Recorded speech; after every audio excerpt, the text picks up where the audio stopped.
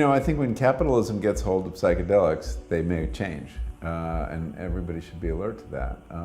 Microdosing represents taking this incredibly powerful, transformative, disruptive chemistry and turning it into another productivity drug, like Adderall or,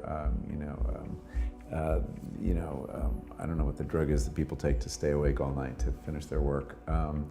Because here you have this thing that normally you have to have this devote a day to and step out of your normal life and all your habits, and you don't go to work to have this experience. And suddenly there's something you can, pop in the morning on, with your vitamins and go off to work and be a more efficient worker, more creative worker.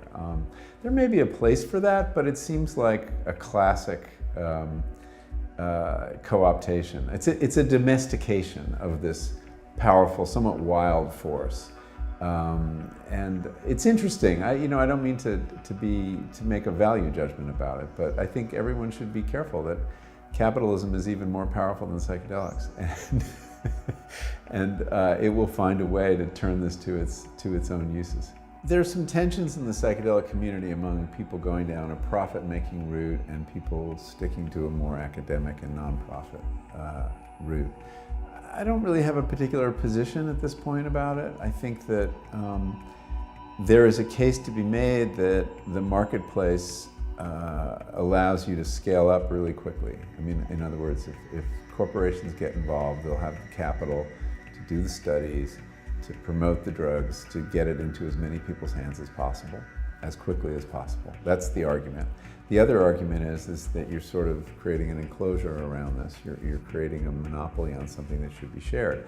But you really can't monopolize psilocybin. It grows, it continues to grow. It grows all over this country.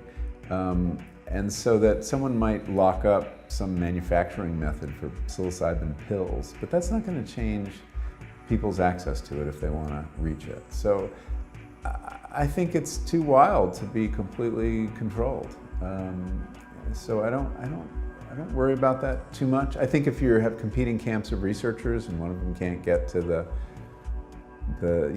manufactured psilocybin as quickly as the others, and these are the kinds of fights that erupt all the time. But I think that the academic work will go on regardless, and that there are going to be many different paths that these drugs will take into our culture, and I can't say yet which is the best one.